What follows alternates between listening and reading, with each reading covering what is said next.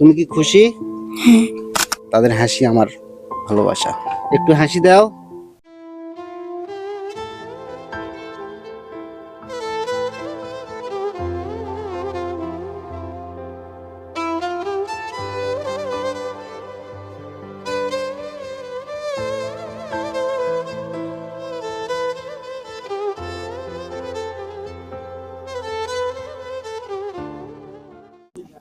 আসসালামু আলাইকুম, আপনারা কেমন আছেন? আমি কিন্তু ভালো নেই আজকে।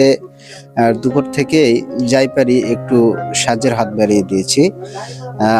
তো রাস্তা দিয়ে আসছে শুনলাম আমার শ্রদ্ধেয় বড় ভাই মান্নান, উনি কিন্তু খুবই দরিদ্র একজন ব্যক্তি।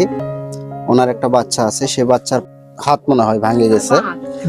তো এখানে আসলাম, দেখেন বাড়ির পরিবেশটাও তো কি বলবো আর কি। তো এখানে আমাকে আমার বড় ভাই বলল যে এখানে একটু হেল্প করেন। তো ভাই আপনি কিছু বলেন, একটু এই বাচ্চা সম্বন্ধে বা এই ফ্যামিলি সম্বন্ধে কিছু বলেন।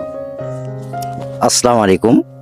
এই বাচ্চার পরিবার অতি হত দরিদ্র।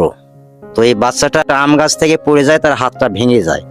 আমার মিন্নুর ভাই মানবতা ফেরিওয়ালা, ওনার সাথে আমার সাক্ষাৎ হওয়ার পরে ওনাকে আমি বললাম যে ভাই দেখেন যে আমাদের গ্রামের একজন হত দরিদ্র ছেলে একজন গাছ থেকে পড়ে হাত ভাঙে গেছে। মিন্নুর ভাই আমার কথা মতো উনি ইনশাল্লাহ আল্লাহর রহমত এবং ওনার ভালোবাসার দিক হাত বাড়িয়ে দিয়ে ওনার বাসাতে আসছেন এবং সেখানে তার পক্ষ থেকে কিছু অনুদান দেওয়ার জন্য মনস্থির করছেন।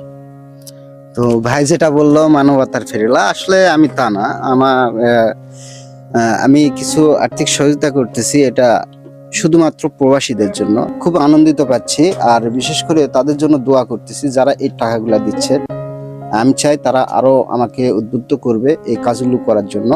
ওনার জন্য যেটা ওনার রিজেকে আছে সেটা আমি দিয়ে যাচ্ছি ইনশাল্লাহ। আপনারা এই ফ্যামিলির জন্য দোয়া করবেন, আর এলাকার যারা আছেন মানবতার ফেরিওয়ালা, এই ফ্যামিলির দিকে সুদৃষ্টিটা দেবেন, এতটুকুই আমি বলতেছি। তো ওনাকে একটু দিচ্ছি আমি, টাকা না দেওয়া নয়। 1 2 3 4 5 6 1000 টাকা দিলাম। আপনি কি খুশি? 1000 টাকা দিলাম, আপনি খুশি? হ্যাঁ।